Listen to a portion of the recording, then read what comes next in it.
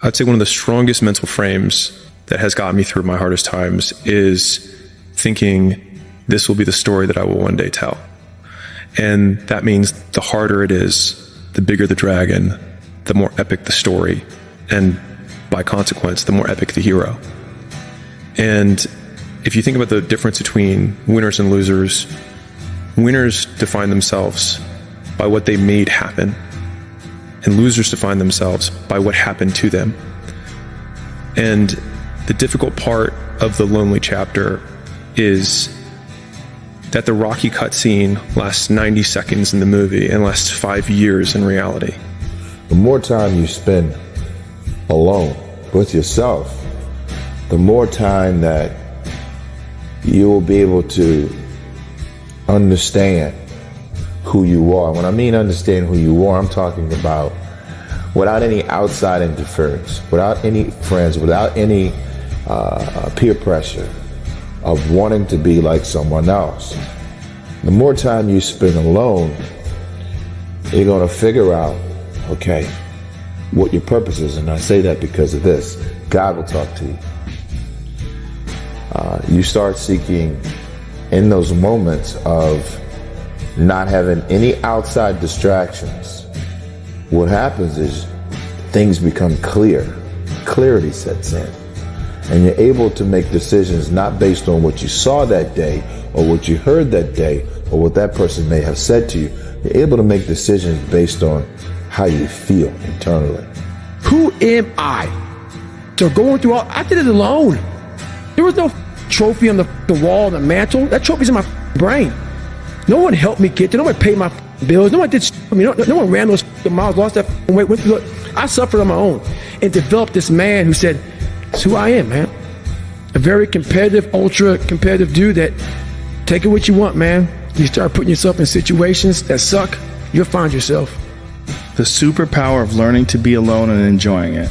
Well, I think it's critical, and I do think that these times where you just think about things, just be alone and think about things, are so rare these days.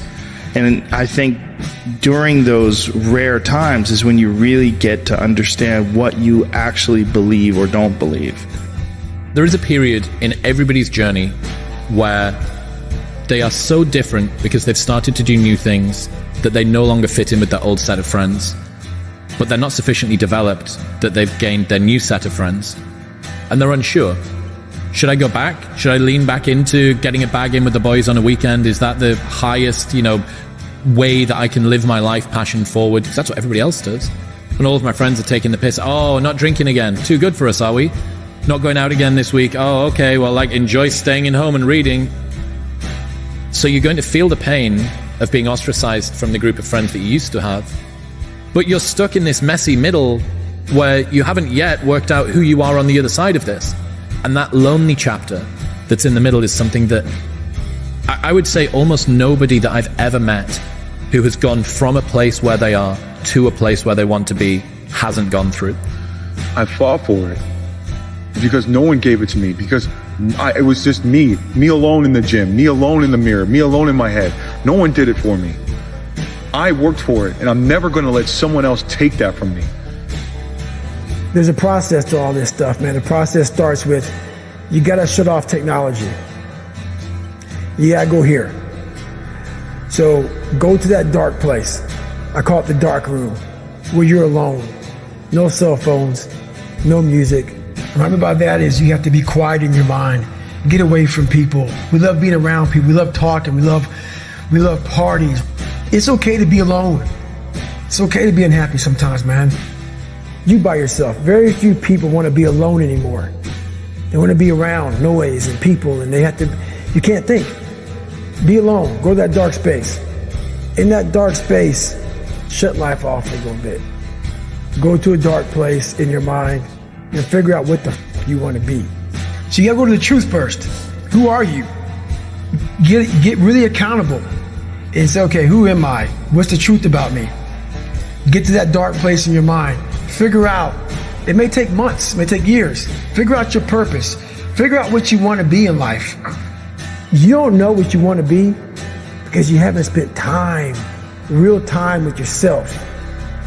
And once you find that passion and that purpose, your goals, your purpose, everything will just start lining up. And then from there, okay, I have my purpose. It may take a long time. No one knows their purpose because it's too loud. There is no hack, man. There's no hack. We are judging ourselves against too many people. You have to judge yourself against yourself. And that's the one thing I started learning, man. This isn't a race against me and Rich Roll. This is a race against David Goggins and David Goggins alone.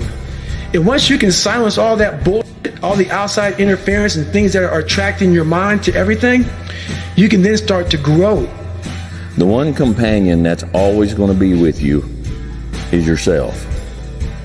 And I think the first thing you have to do, I think the first thing we have to do is we have to get ourselves to the point where we don't necessarily need a companion.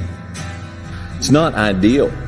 It's not ideal, but it's doable, and sometimes it beats the alternative. But sometimes we choose less than ideal companions because to us that beats the alternative of not having any companion. And the reason why we cannot face the concept of not having any companion is because we're not comfortable with ourselves as a companion. You know, if you're going to create anything of value in this life, you're going to, even if it's with other people, you're going to have to be willing to be on your own for a bit, to forage on your own, to take walks alone, and then return to people, to your tribe, so to speak, and share with them what you've learned, or maybe even just show up with whatever energy shift has occurred while you were off. It won't get harder. Like, this is the hardest part. Every hardship that you encounter, if you reframe it as the story that you will someday tell to yourself of the person that you've become based on the dragons you've slain and the obstacles you've overcome, then I think that makes those obstacles a unique opportunity for self-improvement. Everything serves you. Because if something good happens, cool. If something bad happens, it'll be a story that I will someday tell. Because it assumes that you will live through it. And it assumes that you will eventually figure it out. And so then you can't lose, as long as you don't quit. And so if you can just make it through this, everything else is downhill. It's not that the things that the dragons are going to slay aren't going to get bigger. They are. But you become so much more equipped to slay them back. And you have so many more allies. You have people in the stands cheering for you. You have the audience. You have all of these other things that are behind you. But in the beginning, it's just you with a stick against a bear. And arguably, that fight is a harder fight to win than beating a dragon when you have a nuclear bomb and 6 nations behind you. And so it's not even like the size of the hardship, it's just also the resources and how few of them you have, and how so much of the beginning is literally burning the one thing you have, which is time. Because you have no leverage. You don't have the money to pay other people to help you. You don't have the resources to go get someone no one can learn it for you. No one can work out for you. Doesn't matter how much money you have. No one can learn skills for you. And so in the early days, it feels so painful because you look around to see who can help you, and then you're like, it's me again. That whenever I'm down, I'm like, oh, hang on, motherfucker. Oh, you know the truth. You know the truth. You know the darkness of the dungeons and the demons that fly. You know, and then from there, it's like, okay, you were there. You know this. There was no one there to pick up the rucksack, to pick up the boat, to pick up the log, to go in there. It was you. People are looking for that pat on the back. Where is it? Oh, I don't need it. Because what I've done is in the unseen work. So whenever it gets nasty, David Goggins goes, you had nobody anyway, motherfucker. Look around you. There was no team. It was you. There was no weight loss program or mom and dad waking you up saying you can do it, you can be better, trying to build belief. You built belief when you had nothing. Rock bottom.